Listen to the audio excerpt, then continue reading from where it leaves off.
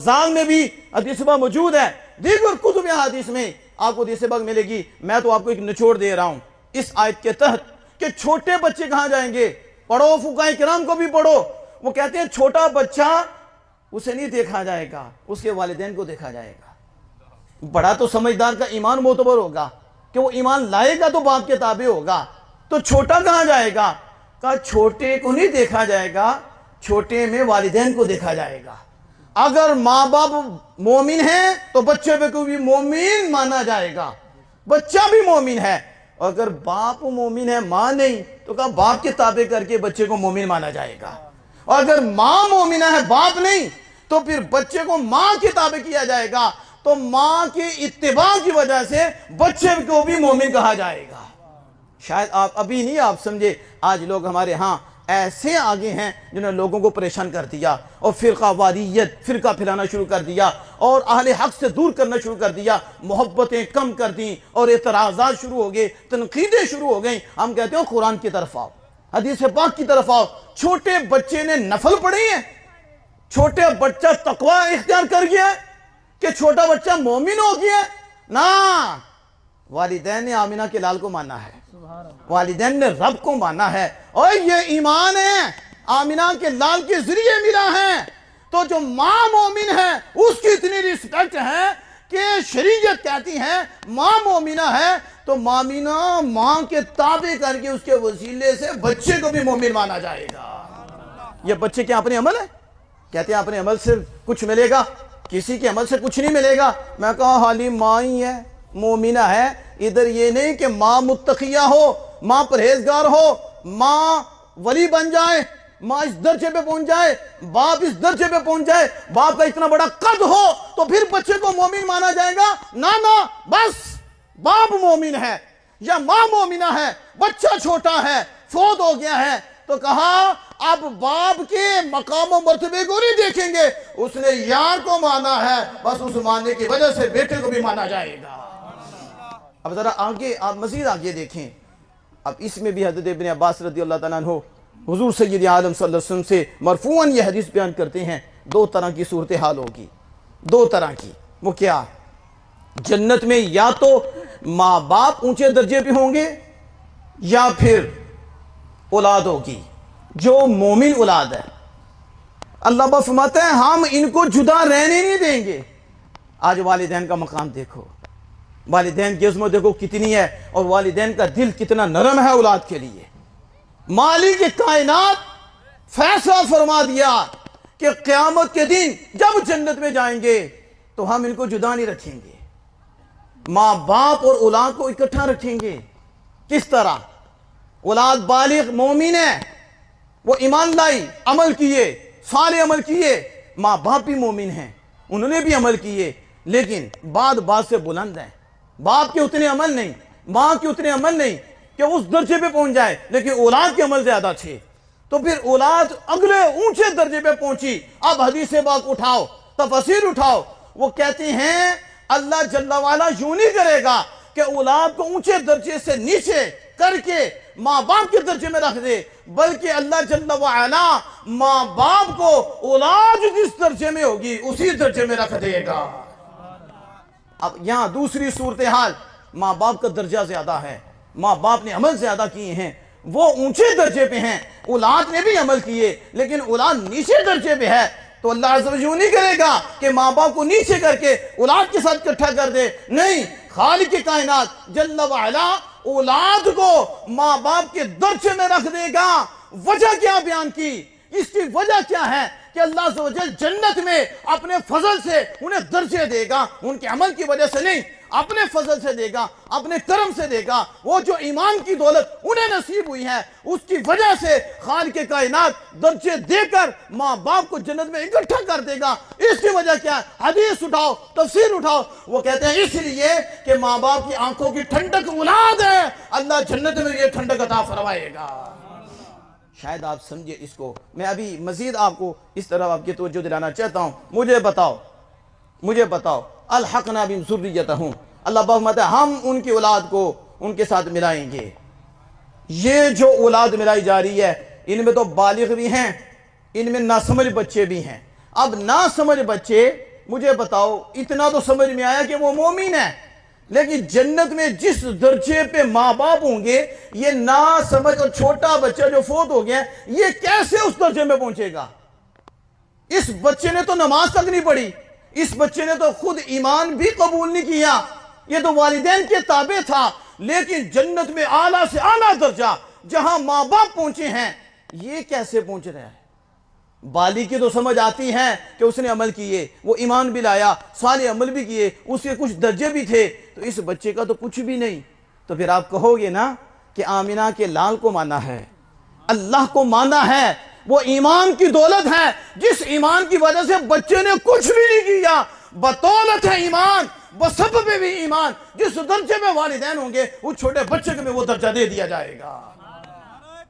اللہ اکبر، یا رسول اللہ، یا علی، رسول کے غلام ہیں، موت بھی قبول ہے تو زندگی فضول ہے۔ اللہ باپ کے جذبے کو سلامت رکھے۔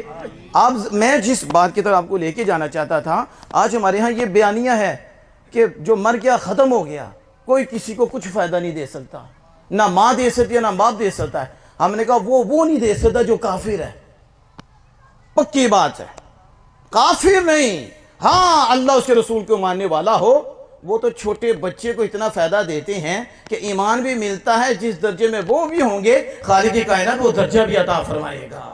اور یہ میری بات نہیں، یہ قرآن کی بات ہے، اور آمینہ کے لال صلی اللہ تعالیٰ علیہ وسلم کی بات ہے۔ رسول اللہ صلی اللہ علیہ وسلم فرماتے ہیں قیامت کے دن ایک شخص وہ عرض کرے گا، کیونکہ اسے جنت ملے گی، درجے ملیں گے، تو وہ عرض کرے گا مالک میرے ماں باپ کہاں ہیں؟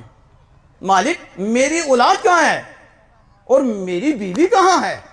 اب دیکھو جنت ایسا کرم بھی ہوگا، پوچھے گا میرے والدین، میری اولاد، میری بیوی، تو آواز آئے گی، ندا ہوگی، تو نے جو عمل کیے تجھے یہ درجہ ملا، انہوں نے یہ نہیں کیا، وہ تمہارے درجے کو نہیں پہنچ سکے، وہ تمہارے مقام تک نہیں پہنچ سکے، تو عرض کرے گا مالک میں نے صرف اپنے لیے عمل نہیں کیا تھا، عملت لی ولہم، مالک صرف اپنے سے عمل نہیں کیا، میں نے تو ان کے لیے بھی کیا تھا، میں نے تو اپنے والدین کے لیے کیا تھا، میں نے تو اپنی اولاد کے لیے بھی عمل کیا تھا، میں نے تو اپنی بیوی زوجہ کے لیے بھی عمل کیا تھا۔ آواز آئے گی کہ جس درجے میں یہ ہے ان کے والدین، اولاد اور اس کی بیوی کو اس درجے میں پہنچا دیا جائے۔ اب یہ حدیث مرفوع ہے، یہ میں بتا رہا ہوں کہ مومن ہو تو بڑے فائدے دیتا ہے، بشرطے کہ اسے اللہ اس کے رسول سے پیار ہو، تو پھر اس کی وجہ سے اللہ عز و جل یہ مقام عطا فرمائے گا۔ عمل بھی فائدہ دیتا ہے، ایمان بھی فائدہ دیتا ہے۔ ایک دو اور بات آپ کے سماعت کے سامنے رکھتا ہوں، ذرا توجہ فرمائیں۔ آپ نے قرآن پاک میں یہ واقعہ تو بارہا سنا ہے کہ حضرت خضر علیہ السلام نے وہ جو دیوار گرنا چاہتی تھی، آپ نے اسے سیدھا کر دیا، تو بتایا کیا؟ وَكَانَ تَحْتَهُ كَنْزٌ لَهُمَا وَكَانَ أَبُوهُمَا صَالِحًا، وہ دو یتیم بچوں کی دیوار تھی، اس کے نیچے سونا تھا، تو اللہ پاک نے حکم دیا حضرت خضر علیہ السلام کو یہ دیوار سیدھی کر دیں بچوں کے مال کی حفاظت کے لیے۔ تو آپ نے ہاتھ لگایا، دیوار سیدھی ہو گئی۔ مجھے بتاؤ آپ کے ہاں کوئی ایسا مستری ہے؟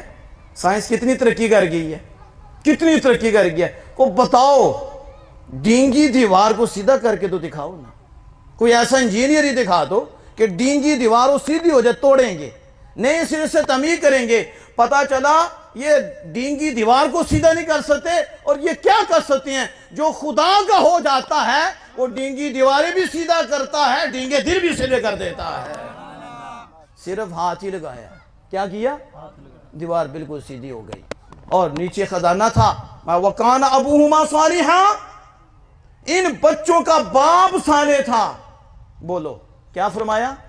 یہ قرآن کی بات ہے، خالق کائنات کی بات ہے۔ یہ نہیں فرمایا کہ یہ بچے صالح تھے، بچے پہ کلام نہیں فرمایا وہ صالح تھے یا نہیں تھے، اس پہ اللہ عز و جل نے کوئی وضاحت نہیں دی، بلکہ یہ فرمایا ان بچوں کے خزانے کی حفاظت کیوں ہو رہی ہے اور کیوں کرائی جا رہی ہے؟ کہا ان کا بابا نیک تھا۔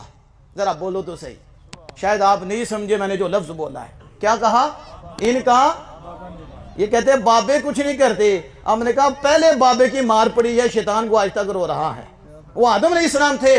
रब ने यहां कहा बाबा नेक था, साले था, 8वीं पुश्त में वो बाबा था। कितनी पुश्त में? 8वीं पुश्त में नेक बाबा गुजरा है। मुझे बताओ 8वीं पुश्त में नेक बाबा गुजरा हो तो फिर भी बरकत मिल रही होती है। वो तो किसी नबी को मानने वाला था और हम तो आमिना के लाल को मानने वाले हैं, तो जो हमारे नेक गुजरे उनकी बरकत कितनी हासिल हो रही होती है। अब ये कुरान बता रहा है कि दूसरे का अमल फायदा देता है। आखिरी बात समाप्त फरमाएं, नबी अकरम सल्लल्लाहु ताला अलैहि वसल्लम फरमाते हैं कि जिनका बाप साले हो, माँ बाप साले हों, नेक हों, अल्लाह से प्यार करने वाले, अल्लाह के महबूब से प्यार करने वाले, चले वो जाते हैं लेकिन खालिक कायनात उनकी औलाद, फिर उनकी औलाद की भी हिफाजत फरमाता है। सिर्फ इतनी नहीं बल्कि हमसायों की भी हिफाजत फरमाता है। अल्लाह अज़्ज़ व जल उनकी औलाद की भी पर्दापोशी फरमाता है और फिर हमसायों की भी पर्दापोशी फरमाता है। एक बाबा चला जाए तो नस्लों तक फैज़ जारी होता है और फिर नस्लों को नहीं मिलता, साथ जो हमसाए, साथ जो मुतअल्लिक़ीन होते हैं, खालिक कायनात अपने उस नेक बंदे की बरकत उन्हें भी अता फरमाता है।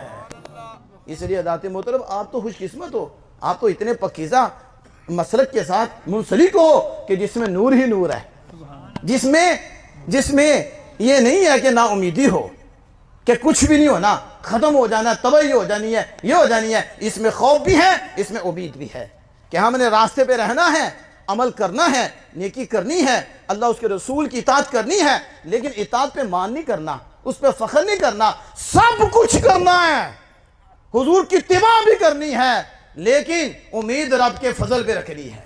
बस इसी शेर पे मैं बात को खत्म करता हूँ। क्या खूब बाबुओं की बातें हैं और कमाल बातें हैं। अदल करे थे थर थर कम्मन ऊंचियां शाना वाले, अदल करे थे थर थर कम्मन ऊंचियां शाना वाले, फजल करे थे बख्शे जावन मैं वर्गे मुंह काले। यानी अदल नहीं हम मांगते रब से, हम कहते हैं मालिक तेरी इताअत हम पे लाजिम है, तेरे फजल से हो रही है, यहाँ बैठे हैं तो तेरे फजल से, ये जिक्र भी तेरे फजल से, ये दुआ भी तेरे फजल से, जो भी जहां से आया है तेरे फजल से, हमारा कोई कमाल नहीं, लेकिन मालिक ये भी उम्मीद रखते हैं हमने अपनी इबादत पे नाज नहीं, तेरी रहमत पे नाज है, तेरी रहमत पे उम्मीद है, तो अपने फजल से इनको भी बख्शेगा, मालिक हमारी भी बख्शे फरमा देगा।